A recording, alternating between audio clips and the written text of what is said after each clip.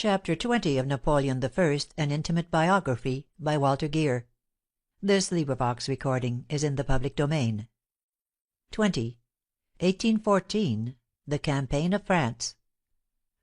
When Napoleon had recrossed the Rhine at Mayence, and found himself once more on the soil of the Empire, he had a feeling of discouragement which it was difficult for him to conceal.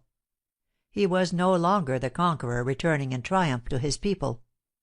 The Russian disaster he had been able to dissemble and attribute to the forces of nature, but no such course was possible to the general who had been vanquished at Leipsic.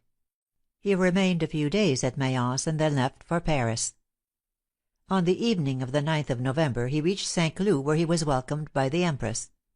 He had not a word to say regarding the results of the campaign, and addressed no reproaches to Marie Louise on account of his desertion by her father. The 14th of November there arrived at St. Cloud an emissary of peace from the allied sovereigns. This was Baron de Saint Aignan, Napoleon's minister at Weimar. He was authorized to say to the Emperor that the Allies were willing to treat for peace on the basis of the natural frontiers of France, the Rhine, the Alps, and the Pyrenees. It is very difficult now to say whether these proposals were sincere or not. But Napoleon, even in defeat, still inspired so much respect and fear, that it is more than probable that he could not even then have made peace with honor. At this moment neither the Czar nor the Emperor Francis desired the return of the Bourbons. The Allies, with the memories of the Revolutionary Wars still fresh in their minds, hesitated to cross the Rhine and the Pyrenees. The ablest of their ministers advised a policy of conciliation as both honorable and prudent. Napoleon, instead of seizing this opportunity, returned an evasive answer, and suggested a congress at some future date, without indicating in any way his views as to the proposal. When he finally decided 2 weeks later to accept the conditions, it was too late. The Allies had been informed by the Royalists in France of the weakness of Napoleon's position, and the offer was withdrawn. When Napoleon finally decided that peace was necessary, he wished to recall Talleyrand to his former post of Minister of Foreign Affairs, but the latter refused, because the Emperor insisted that in becoming minister he should resign his position of vice grand electeur. Over such an insignificant matter of etiquette Napoleon at this critical moment lost the services of his ablest adviser. The Emperor then appointed the wise and pacific Caulaincourt, who was persona grata to the Czar, at whose court he had held the position of French ambassador. But it was now too late for negotiations. As Bismarck once said, "There are moments in diplomatic affairs which never return." The 19th of December the Emperor in person opened the session of the Corps Legislatif with great pomp. He failed to receive the usual enthusiastic reception. 2 days later the Allies began the invasion of France. The nation which for over 20 years had not seen an invader on its soil was not prepared for its defense. The fortresses of the Elbe and the Vistula were strongly garrisoned and well supplied, but no thought had been given to the strong places of France. Nearly 150,000 veteran troops were holding the German fortresses, and as many more were still fighting in Spain, while in France there were not enough soldiers to guard the Rhine. On the 11th of December, 1813, Napoleon had concluded a treaty with Ferdinand, by which the latter was to be restored to the throne of Spain, and the French garrisons were to come home. Again it was too late. These soldiers who might have saved the Empire did not return in time to fight the invaders. On learning of the signature of this treaty Joseph was profoundly mortified, but there was nothing to do but to submit. He retained his title of king and the dignity of the Prince of the Empire, and took up his residence in the Luxembourg. At the moment that the brothers became reconciled, Napoleon was to cut to the quick at learning that his sister Caroline and her husband Murat had deserted him and gone over to the Allies. Strangest thing of all, it was the other Caroline, the sister of Marie Antoinette, the deposed Queen of Naples, from whom the Emperor received the first warning of this defection, and it was this same Caroline who had so much reason to detest Napoleon, who a few months later reproached her granddaughter Marie Louise for abandoning her unfortunate husband. After the battle of Leipsic, the main army of the Allies advanced to the Rhine, where they remained stationary during the month of November. There were no active operations except in Holland, and around the fortresses along the Elbe and the Oder. The situation was so uncertain that the Allies did not feel justified in advancing on Paris. It was reported that Napoleon had raised a new army of 300,000 men, and after the surprise of the previous spring they were ready to believe anything. It was at this time that the sovereigns made the very favorable offers of peace which Napoleon was so insensate as not to accept. They did not then know that the French army was far short of its strength on paper; that it was not and could not be properly equipped; and that it was suffering severely from an epidemic of typhus. At the close of the year 1813, the main allied army of about 200,000 men, under Schwarzenberg, was on the Rhine between Bâle and Mannheim, and another army of 80,000 was at Mayence and Coblentz under Blücher. Bernadotte had gone to Holstein. Bennigsen was confronting Davout at Hamburg; and Bülow was in Holland with one Prussian and one Russian corps, 70,000 men in all. This gave the Allies an army for active operations of about 350,000 in all. At the same time Napoleon's total available forces did not exceed 100,000 men, and they were scattered at a dozen different points from Bâle to Brussels. If there ever was a time when Napoleon needed to put to use his rule of concentration, it was now. If after Leipsic he had drawn in St. Cyr and Davout from Germany, Eugene from Italy, and Suchet and Soult from Spain, to add to his field army, there is no question that he could have kept the Allies beyond the Rhine, and retained his throne with the enlarged boundaries of France. But for the time being the general was sunk in the monarch, and he was governed by political rather than military considerations. The wide separation of the small French forces was in the highest degree unwise. He should have abandoned for the moment his conquests in Belgium, Italy, and Spain, concentrated all his forces on the Rhine, beaten the several allied armies in detail, and driven them from the soil of the Empire. He would then have recovered his prestige and his territory at one blow. But the Emperor did nothing of the kind, and it is difficult to recognize at this time the man whose first principle of war was to mass every man and every gun for battle. If there was not time to concentrate his forces along the frontier, he should certainly have done so for the defense of the capital. If he lost Paris, all was lost, for all history shows that Paris is the heart of France. Napoleon did not expect that the Allies would attempt to invade France before spring, and he thus hoped to have ample time for his preparations. In this he was disappointed. This time they did not intend to give the Emperor an opportunity to reorganize and recruit his army. The plan of operations adopted by the Allies was simplicity itself. Paris was their objective, and they purposed to march on the capital in 3 columns. The most direct route from Germany is through Metz to Châlons, and Napoleon expected them this way. But the main army under Schwarzenberg advanced from Bâle towards Dijon, while the second army under Blücher was to move on Metz the moment that the first had crossed the Jura mountains. As soon as the two armies were in touch with each other, they were to march on Paris by the valleys of the Seine and the Marne. If Napoleon assumed the offensive, they purposed to threaten his flanks while avoiding a decisive engagement. At the same time, the third army, under Bülow, was to advance from Holland through Namur on Laon and approach Paris from the north. We do not propose to enter into the details of the invasion until Napoleon himself appears upon the scene the last of January. No serious defense was possible from the feeble cordon of French troops facing the Rhine, and the advance of the Allies to the Marne was only a promenade militaire. From the time of his return to Paris early in November, the Emperor had been busy trying to raise a new army. He might have withdrawn 300,000 trained soldiers from the fortresses of Germany and from his armies in Spain and Italy, but as we have seen he was deterred by political considerations, although the military situation demanded it. On paper he succeeded in raising a new levy of nearly 1,000,000 men, but Houssaye calculates that not more than 1/3 were actually called up, and not over 1/8 ever fought. From Suchet and Soult in Spain he withdrew about 25,000 men; from Italy, none, and the troops left in Germany were soon invested and ultimately forced to surrender.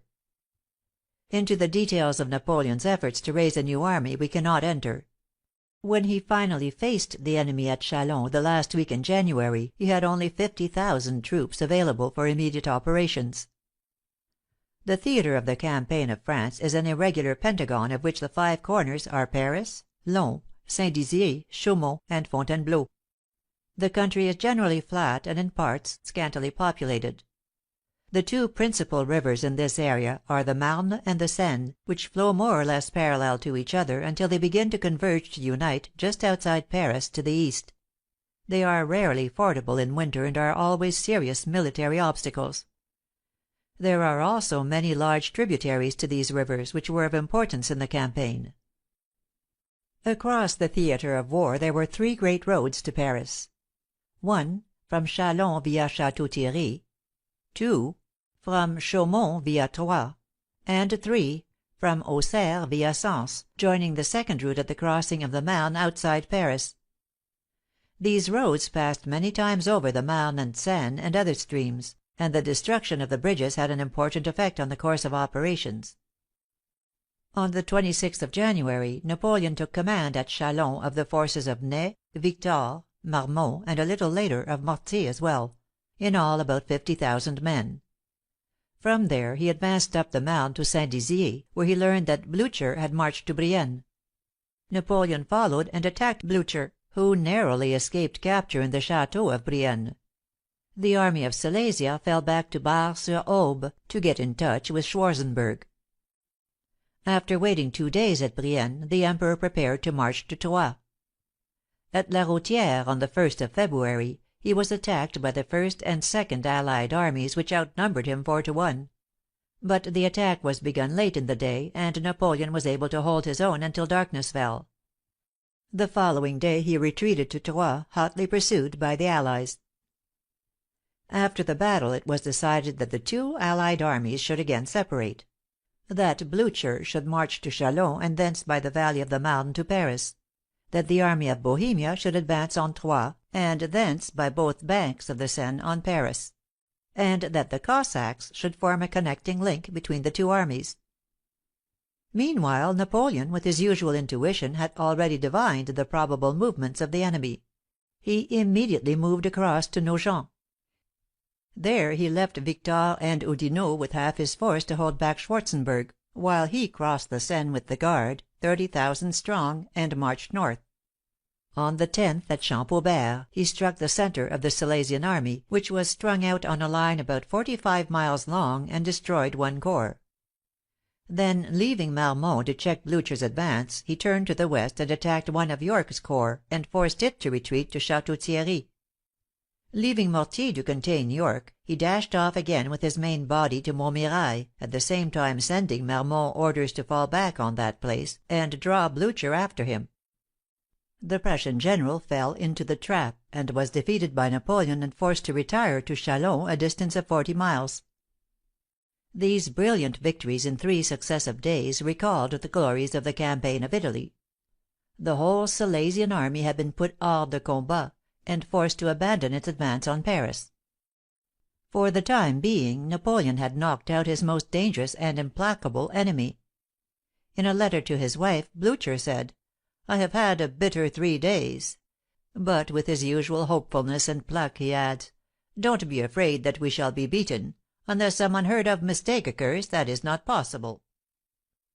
After defeating Blucher, it was high time for Napoleon to return to the assistance of his retaining force on the Seine. Leaving Mortier and Marmont to look after the army of Silesia, he hurried back to the valley of the Seine, where Victor and Oudinot had been forced back to within 12 miles of Paris. While Napoleon was dealing with Blucher, Schwarzenberg had seized Troyes and continued his advance on a wide front between the Seine and the Yonne. He stormed Sens, and his vanguard reached Fontainebleau. While the army of Bohemia was thus continuing its leisurely advance, Napoleon suddenly fell upon it, and during the 5 days, from 17 to the 21st of February, defeated it 3 times, and inflicted such heavy punishment on his adversaries that they retreated hastily to Bar-sur-Aube, over 100 miles from the capital. In the meantime, Blucher had again advanced and was driving Marmont and Mortier before him. On receiving this information, the Emperor decided to discontinue his pursuit of Schwarzenberg, and fall upon Blucher again. Leaving 30,000 men on the Aube under MacDonald and Oudinot to try to keep back the Bohemian army, he took the remaining 25,000 to join the 15,000 that were with his marshals on the Marne. He arrived there on the 2nd of March, having covered 75 miles in 5 days. He immediately fell upon Blucher's left, and drove him back on Soissons. This place had been held by a French garrison, which had capitulated only 24 hours before, unknown to Napoleon. The Silesian army was thus able to escape, and marching north to Laon, it effected a junction with Bernadotte, thus bringing Blucher's forces up to 100,000 men. On the 7th, Napoleon defeated an advance guard of the enemy at Craonne, and drove it back on Laon, where a battle took place on the 9th. Napoleon was repulsed, and was obliged to retire to Reims to rest his men. On the 14th, Schwarzenberg, who had learned of Napoleon's absence from his front, began another advance, but retreated again to Brienne on the news of the Emperor's approach. Thus, after 6 weeks' fighting, the Allies were no nearer Paris than at the beginning of the campaign. In order not to interrupt the narrative of the military operations, no reference has yet been made to the peace negotiations which were carried on for several weeks during the course of the campaign, and we must now turn for a moment to the duller affairs of the diplomatists. The Congress was held at the little city of Chatillon on the Seine, very near to the theatre of war. There were present the plenipotentiaries of England, Austria, Prussia, Russia, and France. The Emperor was represented by Caulaincourt, his Minister of Foreign Affairs. Nothing could have been more difficult than the rôle of the French commissioner. Caulaincourt was a brave general, a man of honor, a patriot if there ever was one. Absolutely devoted to the Emperor, he was nevertheless sincerely in favor of peace, which he believed to be the only salvation for Napoleon and for France. If his prudent advice had been followed, the Emperor might have saved his throne. Napoleon could have had peace if he had been willing to accept the frontiers of 1792, but he insisted on "the natural boundaries," which he at once rejected. At times the Emperor seemed ready to give way, but as soon as he gained a military success he was again obdurate. Caulaincourt filled with honor and dignity his thankless rôle. The Congress opened at Chatillon on the 4th of February, just after Napoleon's desperate defensive battle at La Rôtière. At that time the Emperor gave Caulaincourt carte blanche to conduct the negotiations to a happy finish. 3 days later the Powers made known their ultimatum, that France should withdraw within the limits of 1792, and should have no voice in the disposition of the ceded territory. An immediate reply was demanded, yes or no, without any pourparlers. Caulaincourt expressed his willingness to accept even these hard terms, but upon condition that there should be an immediate suspension of hostilities. This condition was rejected by the Allies, and the following day the conferences were suspended for a week. When the sessions were resumed on the 15th of February, Napoleon had just gained his brilliant victories over Blucher, and he wrote Caulaincourt from Nangis, withdrawing his carte blanche, and insisting on the basis proposed at Frankfort, that is to say, the natural frontiers. Napoleon thought the Allies would be much more discouraged than they were. At the session of the 17th of February they presented a series of preliminary articles even more drastic than their previous propositions. When Napoleon heard of these demands his rage knew no bounds. He wrote Caulaincourt that he would rather see the Bourbons back than accept such infamous terms. But the Allies would not yield a single point. The last day of February they notified Caulaincourt that unless a favorable reply was received by the 10th of March, the Congress would immediately be dissolved. With much difficulty the French commissioner obtained an extension of 5 days, and finally on the 15th of March he presented the counter proposition of Napoleon, in which the Emperor made some minor concessions, but still insisted on the line of the Alps and the Rhine. The Allies considered this proposition as an ultimatum which made peace impossible, and on the 18th of March the Congress finally adjourned. The Allies now suddenly decided to cut loose from their communications and march directly upon Paris. This change of plan was brought about by several circumstances. Under the leadership of Talleyrand, who had long secretly desired the fall of Napoleon, a plot had been formed at Paris to dethrone the Emperor and restore the Bourbons.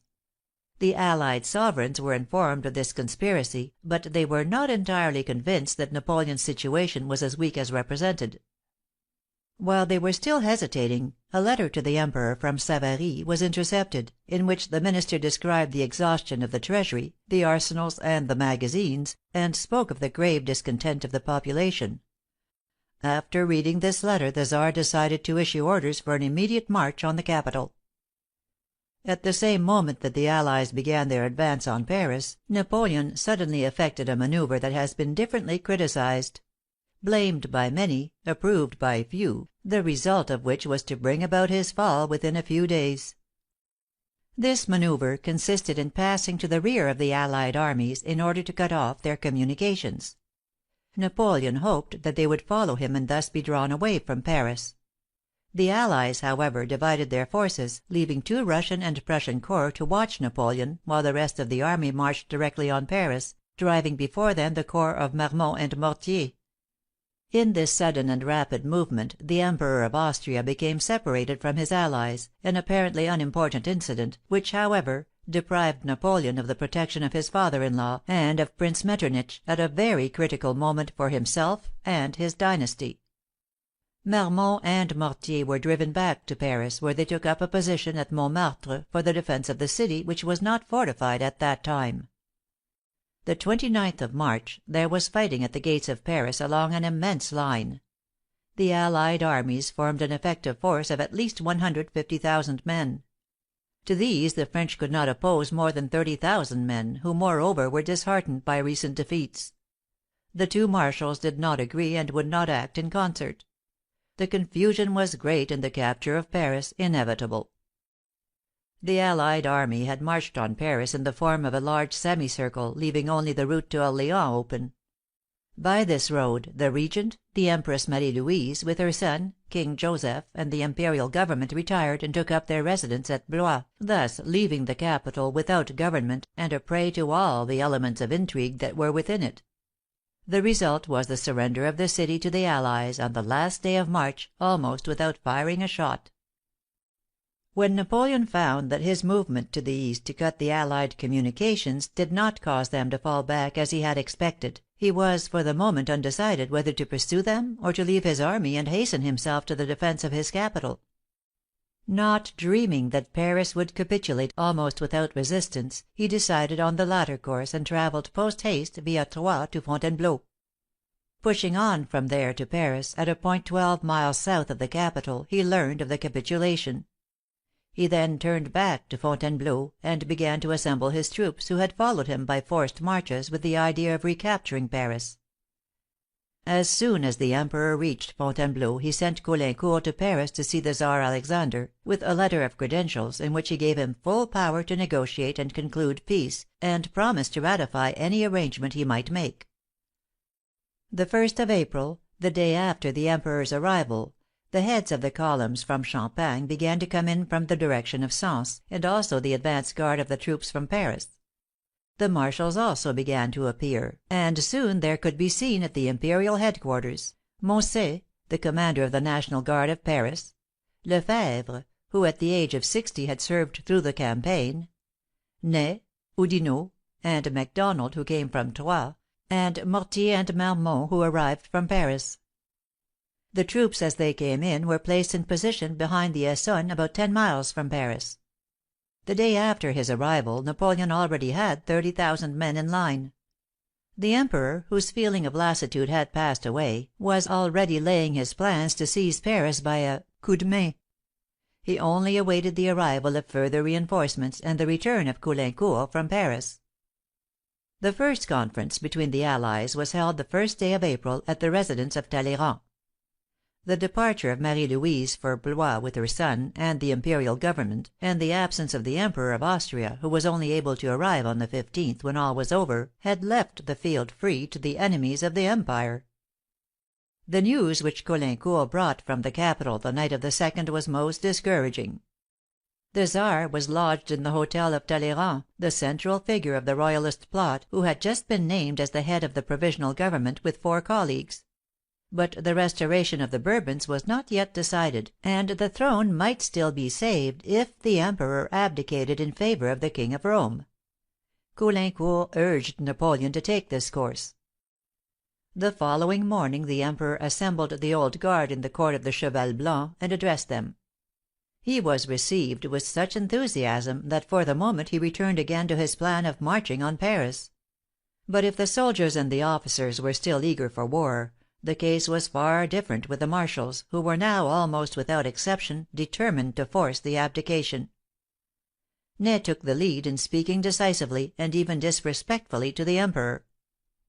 At noon on the 4th, Napoleon called the marshals to his salon, and ordered his secretary, Fin, to read the act of abdication, which he then signed. A careful reading of this paper will show that it was merely a conditional offer to descend from the throne, subject to the rights of his son, and was not an absolute abdication.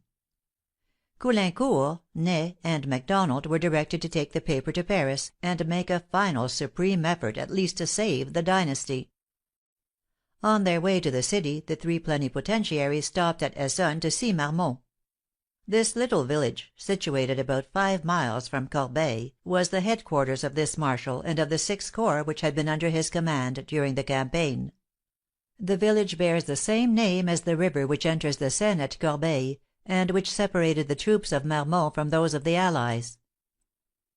On meeting Marmont, the emissaries of the Emperor were struck by his air of embarrassment, which they could not understand. The mystery was to be explained only too soon. Marmont, who had fought by the side of Napoleon since the days of Toulon, who had been rewarded by him with titles and riches, who had covered himself with glory during the campaign of France, Marmont had betrayed the Empire. Following a conference held at his hotel in Paris on the evening of the 31st of March, a few hours after the capitulation of the city, at which he became convinced that nothing could prevent the fall of Napoleon, he had decided to range himself under the white flag of the Bourbons. On the morning of the 4th of April, he called a meeting at his headquarters of all his generals except Chastel, and explained his plans. Such was the state of affairs when the same afternoon Caulaincourt, Ney, and Macdonald stopped at Essonne and informed Marmont of their mission, and asked him to accompany them to Paris. Having obtained a sauf conduit from Prince de Schwarzenberg, Caulaincourt and the three marshals proceeded to Paris, where they arrived at 2 o'clock on the morning of the 5th, and went directly to the Hotel of Talleyrand, where the Czar was living. The Czar saw them at once, and gave them a very cordial reception. After listening to their pleadings in favor of the King of Rome, he promised to give them an answer during the course of the day, after a conference with his allies. An event fatal to the hopes of the imperial dynasty now occurred. Marmont had planned the act of treason, and during his absence his generals carried it out. The Marshal had hardly left for Paris when an aide de camp of the Emperor arrived at his quarters with an order for him to go to Fontainebleau. The generals of the 6th Corps at once jumped to the conclusion that the plans of their commander had been exposed to the Emperor. Without awaiting the return of Marmont, they decided to carry out the convention arranged with Schwarzenberg, and lead their troops across the Essonne within the Austrian lines. When the unfortunate soldiers, in the middle of the night, received their orders to cross the Essonne and march towards Paris, they thought, naturally, that they were about to take part in a movement for the recovery of the capital. But their suspicions were soon aroused when they saw that the Allies did not oppose their march, and the word treason ran through the ranks. When the sun rose and the situation became clearer, the rear column under General Chastel, which was not yet surrounded by the enemy, turned back and recrossed the bridge. When an aide de camp brought the news to Marmont at his hotel in Paris, he went immediately to find Ney, who was on the point of returning with his colleagues to see the Czar and receive his answer. Marmont told them of the action of his generals, and added, "I would give my arm if the report was not true." "Say your head," cried Marshal Ney, "and even that would not be enough." When the plenipotentiaries arrived at the hotel of Talleyrand, where the news had already been received, they found that the last chance to save the imperial throne had disappeared, and that the restoration of the Bourbons was certain. For the rest of his life the wretched Marshal was pursued by a feeling of remorse. In vain the Bourbons loaded him with honors. At the last, in 1830, he was to prove their evil genius, as he had been that of Napoleon in 1814. Driven into exile by the fall of Charles X, he ended his career at Schönbrunn, where he gave lessons in strategy to another exile not less unfortunate than himself, a young man who had been called the King of Rome, and who was then only known as the Duke of Reichstadt. In the meantime, Napoleon, at Fontainebleau, awaited impatiently the reply from Paris. In case of an unfavorable response, he was determined to march immediately on the capital, fall upon the allies, whose troops were scattered in and around the city, defeat them in detail, and reconquer his throne. Who can say that he would not have succeeded?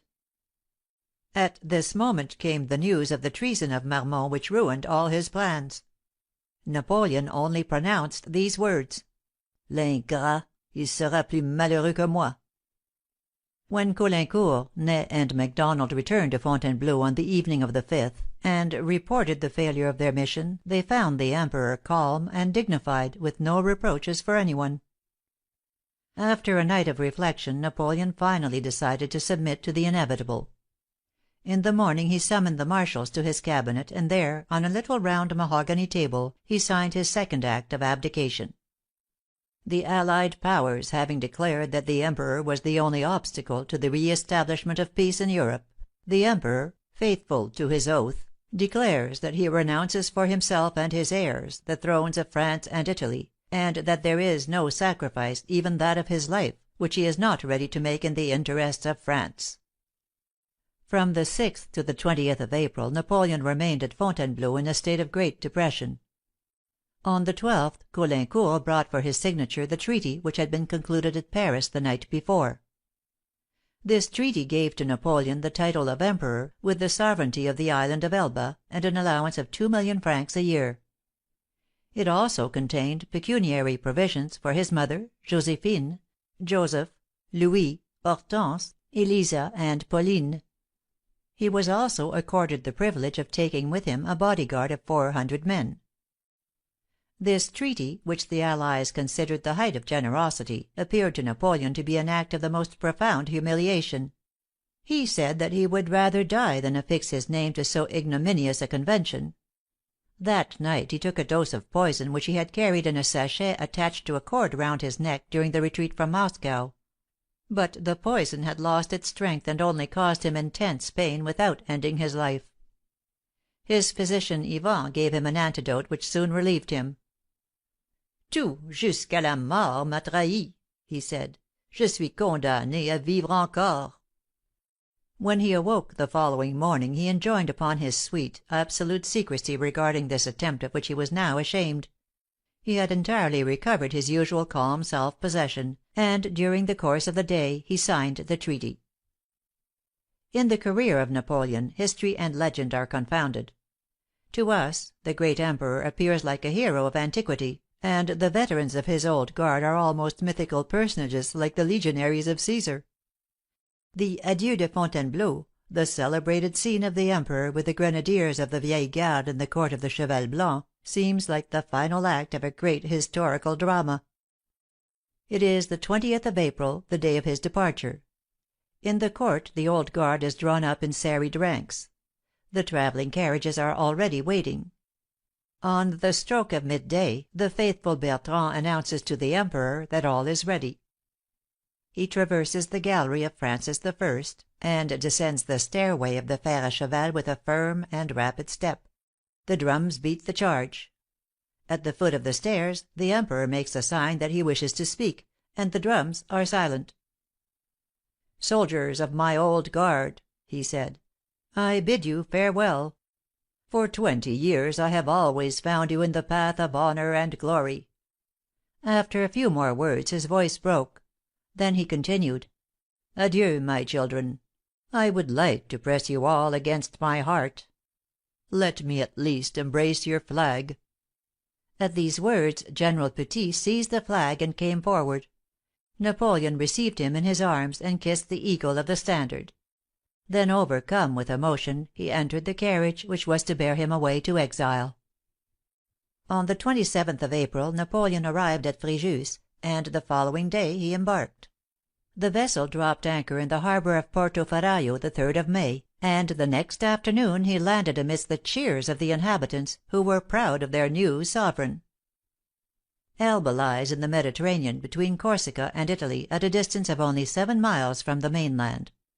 The island has many times belonged to France, but today it is Italian. In all respects it is essentially Corsican. The island is about 17 by 12 miles in size, the greater dimension being from east to west. The customs of the islanders are most primitive. The climate is hot and unhealthy, skin diseases are common, and typhus is a scourge. Such was the prison to which the Emperor had been consigned. Napoleon, with his usual activity, at once visited every part of the island, on horseback or on foot, often walking for 10 hours under heat that would have felled an ox. He at once began many municipal improvements. He repaired the roads, dredged the ports, and developed the mines. He introduced the olive, the lemon, and the orange, which still flourish on the island. He also created an abundant water supply, and improved the health of the people by draining swamps and exterminating the mosquitoes. He gave the islanders their first lessons in cleanliness and sanitation. After lodging for a short time in a few rooms of the Hotel de Ville, the Emperor arranged for his home a building on the slope of the hill near the capital, acting as his own architect. This building the Albans called the Molini Palace. As no furniture could be obtained on the island, Napoleon sent an expedition to the mainland to secure the furniture of the Palace of Piombino, belonging to his sister Eliza. 3 weeks after Napoleon reached Elba, the guard, who had left Fontainebleau several days before him, finally arrived. They were under the command of Cambronne, and numbered nearer 700 than the 400 men allowed by the Allies. At the time of his arrival at Elba, the Emperor had about 4,000,000 francs, nearly all of which he treated as a reserve fund only to be used in case of necessity, as he expected to live on the revenues of the island added to his allowance. The expenses of the administration of his little kingdom came to about 120,000 francs, and the revenues to nearly 3 times that sum, so that the budget was most satisfactory. There remained to be met, however, the Emperor's current expenses, and the maintenance of his little army, which alone cost nearly 100,000 francs a month. The Emperor's horses had come over with the guard to join their old master in exile. They were 7 in number, and had been ridden by him in many campaigns of the Empire, from Madrid to Moscow. There were also 48 horses to draw the various carriages, including the large sleeping coach in which Napoleon had made the journey to the coast. During the year Napoleon received 2 visits from his family. His sister Pauline came the last of May, but at that time only stayed 2 days. The 1st of August his mother arrived. A month later he received a visit from Madame Valeska, who came to share his exile. But Napoleon only allowed her to remain for 2 days, as he was still hoping that Marie Louise and his son would join him, and he wished to avoid any scandal.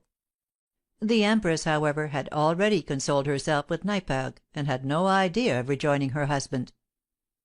Other cares now began to trouble the Emperor. The French government had failed to pay his income, and he had been forced to draw heavily on his reserve funds. His letters had no effect. France was as silent on this point as was Austria regarding Marie Louise. The Congress of Vienna was also debating whether it would not be safer to remove the Emperor to a point more distant from France. The outlook was far from reassuring. The 1st of November Pauline returned and cheered Napoleon with her bright smiles. The life of the household was thoroughly domestic. The evenings were devoted to games of cards and chess. The Emperor usually retired at 9 o'clock, and rose an hour before déjeuner. He passed most of his days in excursions over the island, supervising the work which was going on. He occupied himself with the affairs of his little kingdom with the same attention that he formerly gave to his immense empire. On the whole his life was not so unhappy. After so many emotions he needed a little rest. In this quiet routine passed the final months of 1814 and the first 8 weeks of the following year. Then came the return from Elba, one of the most dramatic events in the history of the world. End of Chapter 20.